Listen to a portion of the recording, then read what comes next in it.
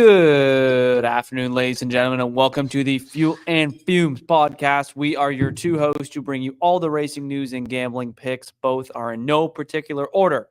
Every Friday morning, we bring you all the breaking news from all the racing series we can get our little hands on, discussing all the breaking news from all the racing series. McGregor, how are we doing? We are well, Spencer. We are well. We are hot off the back of a pretty damn good race, I'd say. Yeah, everything's looking up for us, Spencer. How about you? How you doing? As Nav said, we are up. We are up. Do you think Nav's the only person to say that? Like, you can probably quote a few other people. Just him? Probably just him, Just I would him. think. All right. Maybe Abraham Lincoln after he abolished slavery, but Yeah, definitely. Probably just Nav. But yeah, good. Great race this weekend. Made my poor girlfriend watch everything, the sprint, qualifying, and I watched half the race. So yeah, it was a fantastic week of racing, and I really enjoyed myself. I unfortunately only got to see the race. I was sick as a dog for the sprint. Not sick as a dog, but just having a big sleep. You were that sick that you couldn't just turn on the television? Couldn't stay awake, man.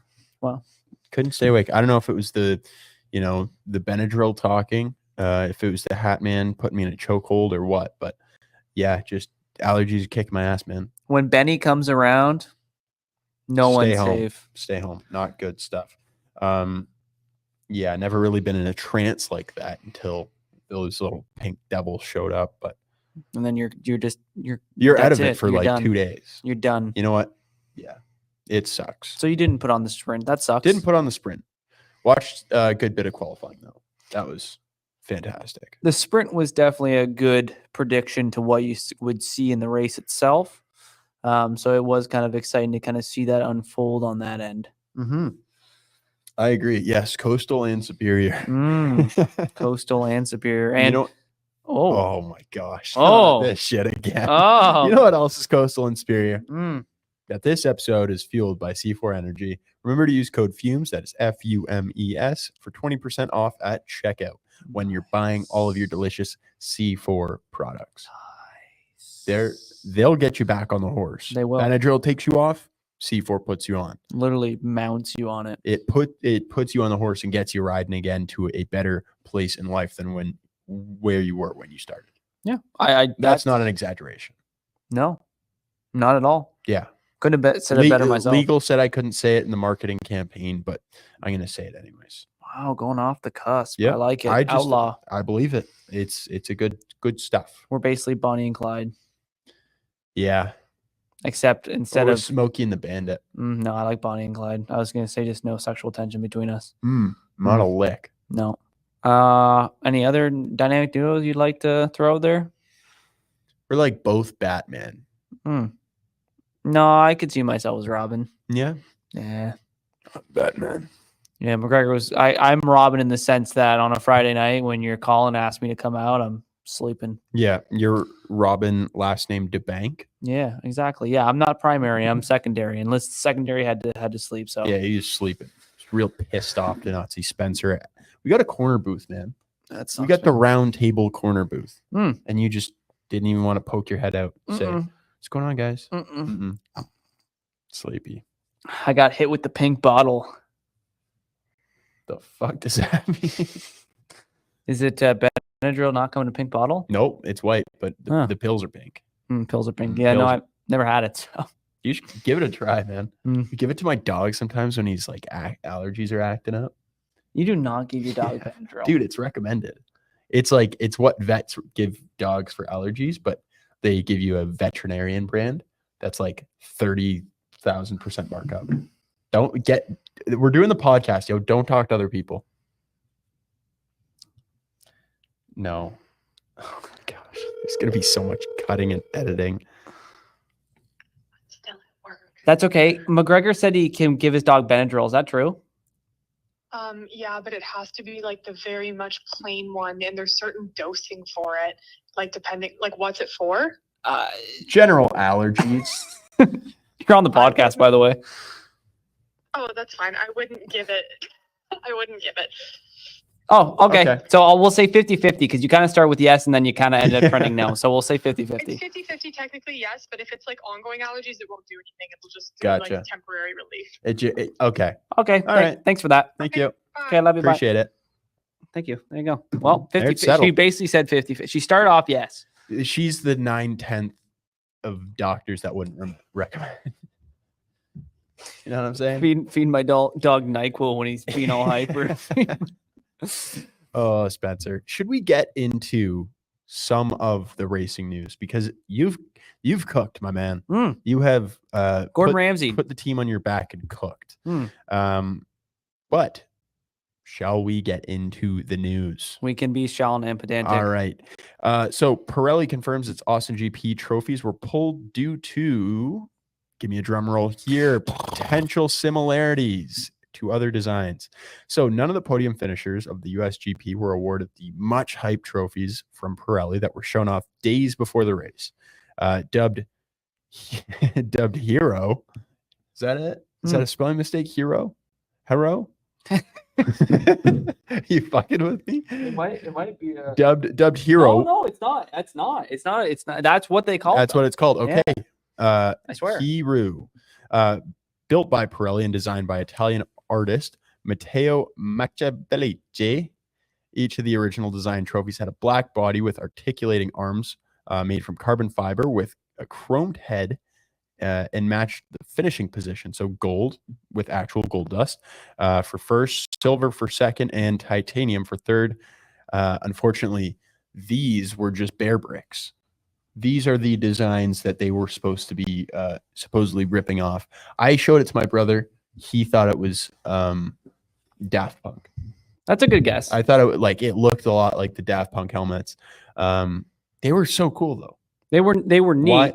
Yeah. But I guess they didn't. Their legal team didn't go through exactly what they needed to, because clearly they were pulled. Yeah, for a reason. Matteo Machiavelli. He had a dream and he actually fell asleep watching like a Bear Brick unboxing video. Unfortunate. It is unfortunate because the concept was cool. It was, and I think it's cool when Formula One does cool stuff with smaller artists. Well, not smaller, but a name that we haven't heard before, doing something we haven't seen before. I like it. It's great. But unfortunately, when it is something like this, it's just not good. No, I bet he just didn't have all his ducks in line. And then they said, listen, we can't do this mid Grand Prix, which I think is kind of crazy. Like, that's a lot of people it's got to be approved by. I'm surprised that they didn't just go ahead with it, and Formula One being Formula One saying, let's take it on the deal with the problems after, because it looked pitiful. The grand spectacle that Formula One is, and then being awarded a small tire is great if you get pole in qualifying. It is not great if you just won a 57 lap race in the pinnacle of motorsport. That is true. I think we're bigger than tires. Yeah. Well said. Thanks, man. Wrapped it up nice with a little bow. For Hero. We will pop up the Bear Bricks though, because they were cool. They were quite neat the way they did them, and then they ended up just getting wheel pole positions for winning. So they say that they didn't get given out because Pato was seen driving one around in his McLaren, and he never gave them back. Rumor boys, Nice. Word on the street, Pato has them. Pato has them locked in his safe with his new Kit Kat sponsor. Yeah, that's another cool one. Shall we? Sure. I don't have it written down, but I don't know much about it. I just know that he's now sponsored by Kit Kat. Yeah, and I know. Well, I mean, Perez is also sponsored by Kit Kat. Brilliant. All right. Where were we? Pato, we were talking about Pato. Pato signed with Kit Kat. Good for him. I was gonna say the best Kit Kat bars are the chunk ones, the big ones. That's a sleeper chocolate bar. It's like a top 3 chocolate bar for me. I think Kit Kat is my top favorite. That your Kit Kat is your favorite chocolate bar? Kit Kat's I can name you 2 off the top of my head that are better: Reese's and Score. Not a chocolate bar. That's a cup. Sorry about it. Yeah, but it's chocolate. It's a cup. What would it be? If it was classified fused as? together as a bar, if it was a bar, a lengthwise rectangle. Why did they go with cups though? It's like an old baking tradition. I don't know. I guess they just stuffed it in a muffin tin, called it a day, and now you have to lose a little bit when it you're peeling off the little the little guy, Yeah, and then you lose a do. bit. You do Sucks. lose a bit. You're getting scammed, and I'm not liking that thing. Scammer gets scammed. Ain't happening. Next news story. Next news story, Spencer, take us away. Well, there was a mega dollar fine for Austin after the fan evasion of the track, as the FIA imposes a hefty sanction for the track evasion, which was a 500,000 euro fine. At the end of the race, about 200 fans breached the safety protocols by rushing the start-finish line where the cars were actually still on their cool-down lap. Of course, this is a serious breach of the FIA to impose a substantial fine on the event organizers. This is not the first time this has happened. This has happened in Montreal more than a few times, and I'm almost certain this happened in Monza this year. I might have to fact check myself, but this is not. It should be a normal occurrence, but it is a normal. It at least happens once a year. See, I think there's got to be a better way. Fans are going to breach track regardless, right? We kind of have to view it like that. Racetracks, they shouldn't get hit with it because, as we know, they barely make any money, as seen with Spa over the last 3 years, who don't make any money on the F1 GP. There's got to be a open up the floodgates and let the people in kind of thing, where you can actually go on the track after. But yeah, I believe so too. ridiculous. Rather than doing like a heist-esque, trying to jump through the gates, a 12-foot fence, like. I do find it strange too, though, to your point of events not making enough money, and of course, I don't think they should be at the legal fine. I definitely think it's the event organizers to an extent. Now, who that is, I don't know who that fall on, but I am curious. How don't they make money? It's not like they have to put together a full event. The track's already there. You just put stuff around the track. I think it's just like upkeeping track, temporary structure, stuff like that. Like, I'm not sure how they don't make money, especially with the incredible price of tickets. Yeah. Like, is F1 taking that much? They've got to be. Like, how are you not making any money off of that? And the thing is, racetracks are also buying in to be on the calendar. Yeah. So like Monaco, I guess was a big, Monaco's kind of grandfathered in there. Only pay like, $500,000 casual, something. But like, a track like Coda, Spa, like the permanent tracks, they're paying, could be millions. Yeah, it could be a lot of money. We should host one here. We should do it around the building. Yeah. We'd have to open up a couple gates and that's fine. Take down a couple fences. But yeah, I think we could host it. I think we could do it. We do a parking lot Grand Prix. Yeah. We have sandbags. Or we do like what they do in England Formula E, where they race through the building. They race through a building? Yeah. You don't know about that? No. Bro, it is crazy. So they'll, they take a couple rights, couple lefts, and then they go through this warehouse. And so they achieved the Guinness World Record of the highest speed within a vehicle, like maybe last season. Wow. Yeah. Very cool. Where are they going through? Like Heinz Bean's warehouse? Yeah. It's the bean factory. Wow. It just closed down. Formula E goes through Heinz Bean's factory. Title of this podcast. Yeah. We also have to get accredited by Formula E. Remind me about that. Oh, yeah. Let me just call them. No, it's apparently really easy. Oh.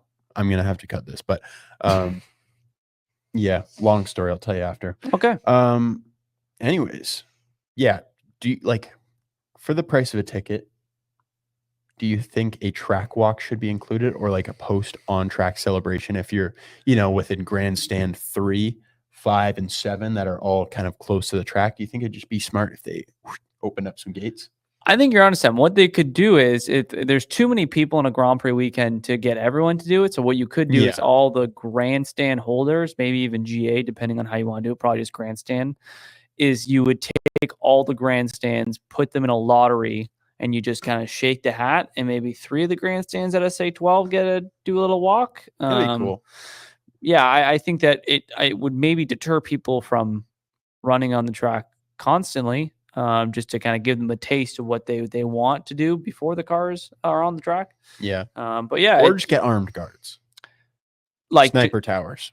Yeah, sniper tower. Like automatically the moment you step foot while there's cars on there. If there's cars on the track, like that's just dangerous. I'll one up you. I will put a turret gun on the safety car. Sold. Yeah. Sold. A Gatling gun. Just or the Dartling gun. Yes. From Balloons Tower Defense. Oh, yeah, there you go. Little dart monkey. FIA, hire us, bud.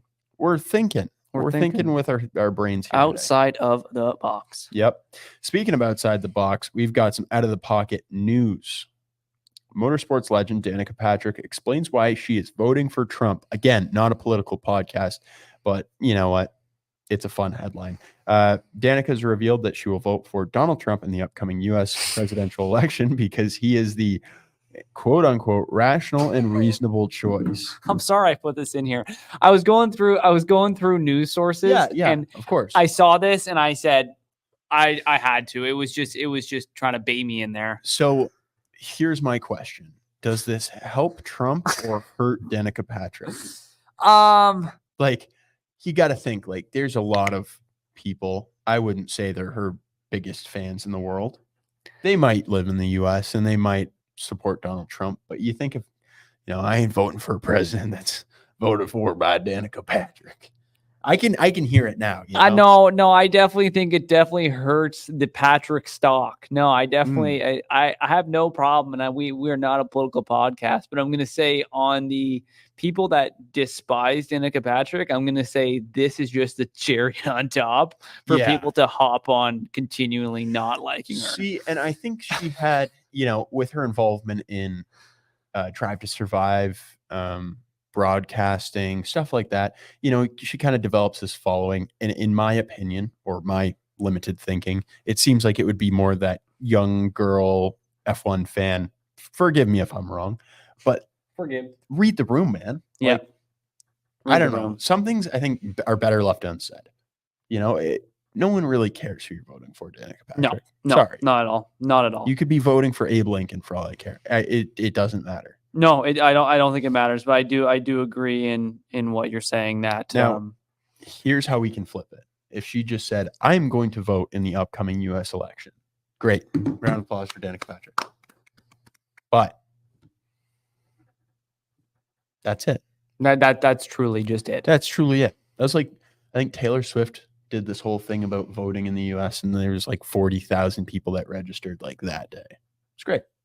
Celebrities can use their influence for things like that, but whoever Hulk Hogan's voting for, I will also vote for is my wrapping up this point. I love it. Yep. I think, he's got to be a better like barometer for things. For sure. I think so. I think he's a good median to go and base your political decisions off of. So exactly. Thank you, Hulk Hogan.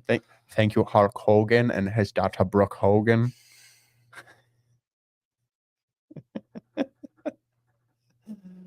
Oh, sorry. I saw that news title. I said, this has us written all over it. It does. It really does. Painted like the streets of Cuba during their political revolutions. Couldn't agree more. Yep. Hold on. I had a thing saved here. Oh, okay. So this was the breakdown of speed. We're getting more into the Austin side here. Okay. So this is the breakdown of. Oh, we switching topics here? We're switching topics. All right, change gears. Unfortunately, I don't have much more to say on Danica Patrick. Okay. So these are pretty interesting. Just little comparisons here.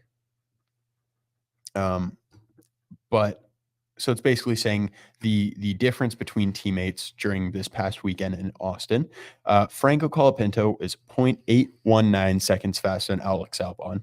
Fast. Crazy. I don't think we've seen Alex Albon get dusted like that since he was going up against Max Verstappen. Max was faster than Checo by 0.787 seconds. Other notable ones, Pierre Gasly, 0.347 faster than Ocon. Nothing special. No. Lawson was 0.258 seconds faster than Yuki, which doesn't look good for Yuki's attempt at the seat. The closest, take a guess. Two. The closest team. So the teammates? Two drivers. Ferrari. No, it was Haas.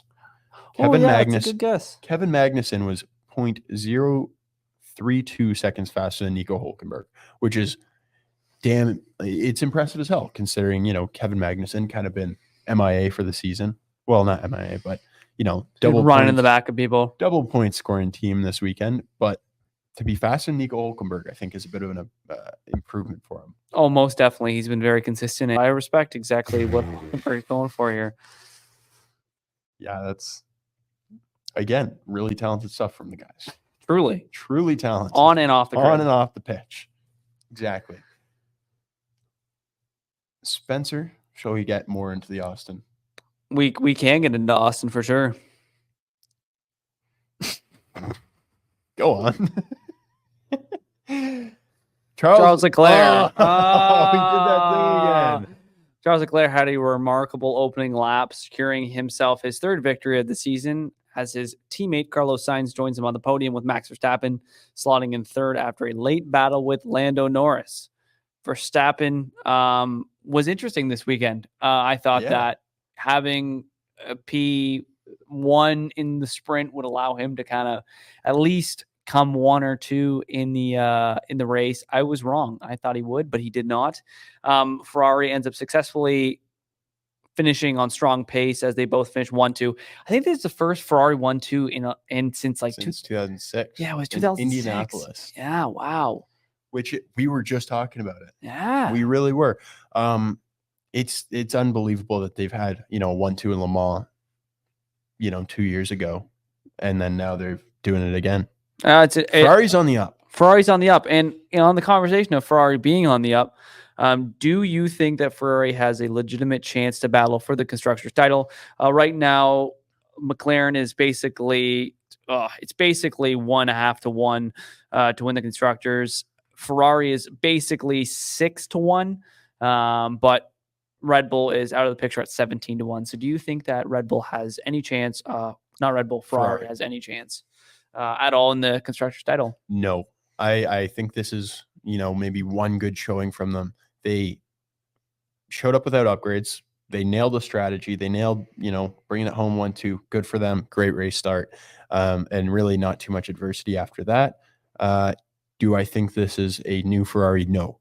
And No. As we like to see from Ferrari, they like to mess things up. They like to jumble around and, trying to be masterminds here, but I don't think they've got it. I don't think they can consistently put it together enough till the end.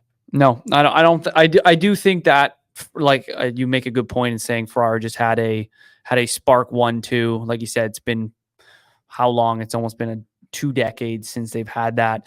And I do think that this was just a stellar showing, similar to kind of the Monza finish. Oh, yeah. However, I think it's 50-50. I think they have a chance. Maybe it's not 50-50. I may say 60-40, 40 being the chance that I think they legitimately have of coming out with the constructors.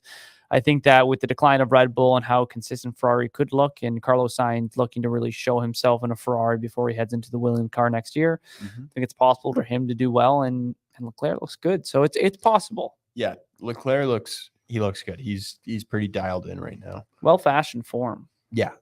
He looks great. The car, it looks all right. It's not the Mercedes where they're, spinning off the road. I thought Lewis was going to do pretty well this weekend, but unfortunately shit the bed at first time he's never finished the US Grand Prix. Yeah. 5-time winner before this. But yeah, I mean, I think McLaren has a better duo. I think they've got more pieces in motion where they can actually push it forward till the end and bring it home. Yep. Like Young Boy says, he's got motion. He got motion, twin. A lot of motion. But yeah, what do you think about the race? I think the race was great. What do you think about the weekend? Any big thoughts coming out? Rookies were huge this weekend. You have Lawson and Colapinto come out and score some big points for the teams. I think this is really the highlighting of rookies. Bring us the rookie sprint. Shut up.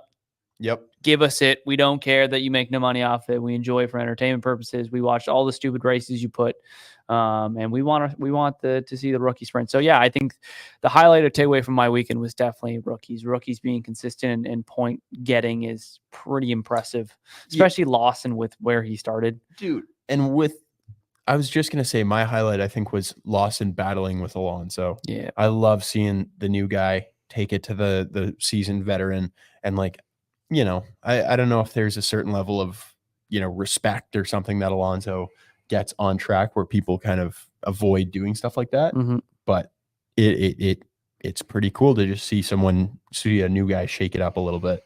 And yeah, really just do some good, proper racing. And I mean, Alonso, he showed his racecraft. He was on fire.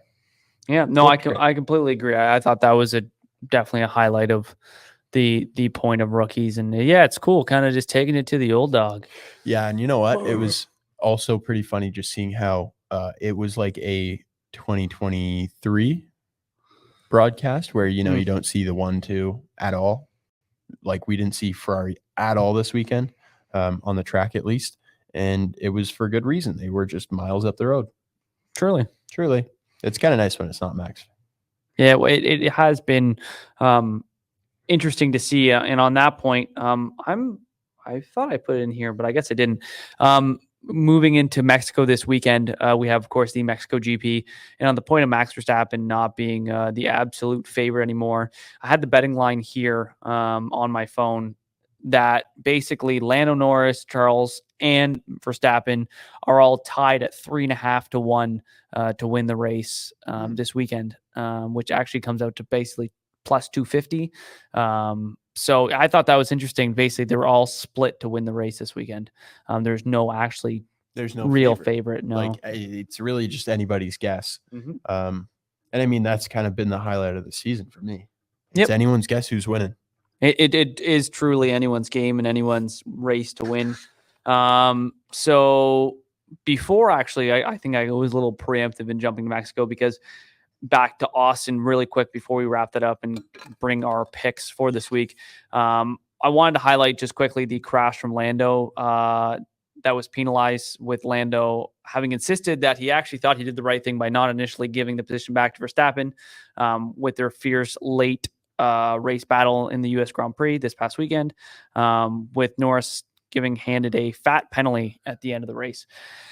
My takeaway from this was, if Max isn't penalized in Budapest after cutting the corner, I don't think Lando should be penalized for this. No. You've set the precedent of what is okay and not okay in the racetrack, with race control and race pace and kind of dictating lines and speed. And if Lando is not penalized if Max is penalized for not penalized for the crash in Budapest of him nailing Lando and ruining both their races, I do not think Lando should be penalized for this pure racing incident. And not only that, but George Russell forcing Bottas wide. George got the penalty. Mm-hmm. Like you're comparing two different races. This was the same race. Mm-hmm. It just doesn't make sense. No, it doesn't make sense. And you need to dictate if that's the rule in general, then that's the rule for everyone. Verstappen is very good at manipulating the rules to his advantage. But then again, I am on the other side, sitting on the fence of saying, don't hate the player, hate the game, because that's kind of, he's manipulating the rules, knowing what he can and can't get away with. Then again, I think there's probably minor favoritism to Verstappen of what he can and can't get away with in comparison to other drivers. But I do think that this is a case of, you can't hate the player when he kind of just knows the game. Yeah, especially too when, different camera angles show, Max having the apex, which is kind of the rule there. Yeah. Which sucks. I just think it's showing the side of Lando where that doesn't, is not able to win a world championship, because, I feel like if it was Max, he would have taken that corner, taken that place, 2-3 laps earlier, built up the 5-second gap, and that would have just been it. You know, like that. It's that like cutthroat mentality that I don't think Lando has, which is why I think unfortunately he might kind of get pushed away, or when the pressure's really on, he might crumble. So you're saying Ferrari has the ability to win the constructors? No. I'm just saying that Lando's got to do a little bit more toughening up, mental hardness. Let's bring him to Guantanamo Bay. Take him waterboarding. Let him stay there for a week. When he comes back, say that you have to at least come P2 in the championship to not go back for your vacation. I've heard waterboarding in Guantanamo Bay is lovely if you don't know what any of those words mean. Yeah, that's what I heard too. If you're blind and deaf. Yeah, no. You just don't know what they are. Yeah, you don't know. It's hard to waterboard when you're blind. It's true. I think. I think so. We'll have to prove that. Yeah. Headed to, of course, the Mexico GP this weekend. Heading back. I'm excited for this race. This is going to be a good race. I think Mexico's always. It always delivers. It delivers in To a weird, to some degree, because sometimes it's really good and sometimes it's like, blah, blah. Like last year, our only highlight was Checo being bumped out after an aggressive move in turn 1, and that was the end of the race. Yeah, and he got sent to hell for that. Yeah, he did. Charles did. Yeah. So, I'm curious to kind of see how this race will flush out. This one's always a fun one though because it's so high in elevation. It really rewards the low downforce cars. It's a pretty, not too tight, but it's it's pretty demanding on the tires too, which is makes for a interesting combination of setups. Yeah, I think it's hard to say. We have our race picks here. I don't actually have any true guesses. This is just us giving you guys our picks. I legitimately don't know who's going to win this race. I'm not confident in it. But I have Max in P5. I still have the battle between basically the Ferraris and the McLarens, of course. I got Sainz P4, Oscar P3, Charles P2, and Lando P1. I do think it'll either be Lando or Charles to win this race. I don't think Max has a chance. It'll be close, but I just don't think that this specific track is built for his car. It's a weird track with, like you said, weird elevation corners and slow braking. So I think that'll be tough for him to maneuver his car around, as he always is frustrated at the overall braking point. So yeah, I definitely think that this will be, I think it's a McLaren win, but Ferrari could be right there. But this is definitely a McLaren style track. Yeah, I kind of agree with you. I've got Perez P5, just an absolute long shot. I think he's got to come back knowing that he's going to do better this year. Oscar in P4, I think, he's going to be he's been lagging a little bit, just in general qualifying and kind of fighting the good fight with Lando, as a teammate. So, put him a little bit back. Max P3, unfortunately, we can't get this guy out of the mix. As much as I want to. I think the car, it can slim down to that ultra slippery low downforce spec that they need. Lando P2 and Charles P1. Nice. Going back to back for Charles. He's on a hot streak. And you know what we do with the hot hand? We feed it. He's in prime season fashion. Yeah, I think it's funny that neither of us have Mercedes. Nope. Because they didn't look very good. Nope. I think this might be the point of the season where they start exiling Lewis. They've excommunicado. And yeah, it sounds like he's playing the good team fight there with offering to give George his upgrades, but they're just not going to do that. I don't think so at all. No, not happening. Yeah, that's pretty much all I got, man. I don't got much more. Hold on. I got a little ice in my mouth. You animal. It's terrible. It's not an ASMR podcast. Can you check the yellow flag bet? What do you mean? Can you check the line on the yellow flag? I'm just curious. Because I think that's what I was going for last week was yellow flag, safety car even. Yeah, you went for it. I thought they might even bring out the red there. I was convinced. No, not for that.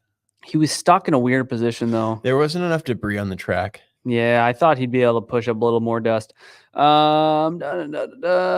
can bet number of safety cars over under 1.5. There's probably not going to be 2. Will there be a safety car and a virtual safety car? You can bet No. that, but you can only bet number of safety cars. The line is 1.5 for over. I'm hammering the over. I'm feeling risky. It's almost 4-1. So do your thing. Do your thing. 21. I don't see why not. Mexico's weird. Mexico is weird. It's good. Good track though. I like it. Yeah, it'll be a good race this weekend. I'm excited. Do we have a sprint this weekend? I don't think so. Maybe. No. Yeah, it'll be good. I'm excited. I think the next 2 weekends of back-to-back racing again will be great. So I'm excited to sit down on my couch and watch that and UFC in Abu Dhabi. So. Ooh, very nice. That's a sports weekend lineup right there, Spencer. Yeah, it's sit on my couch and watch me decay. I've got the Cozy Invitational. Yeah, it's going to be glorious. We're getting the boys back together. We're having some golf. We're getting the band back together. Not like the Grip and Sip, which is a biannual tournament like the Olympics. Next year. It's next year, and it's going to be sick. I'm excited. Mark your calendars. Mark it. Because it's going to be somewhere on there. Okay. Light it up. Light it up. And with that, I think we are out of here. Send us a DM. Let us know what's going on in your life. Tell us your racing stories. Buy a t-shirt if you're feeling ambitious. We got t-shirts. And they're delicious. They're great t-shirts. Delicious. Not the right word. I saw you chewing on something. I was really hungry. Never heard someone call a t-shirt delicious. But by all means. Yeah, exactly. They're the best t-shirts that have ever been made ever. So buy them. Great stocking stuffers too. Christmas gifts. Whew. Truly. For your Formula One fan in the house. For your grandma. Exactly. And with that, we out of here. Bye.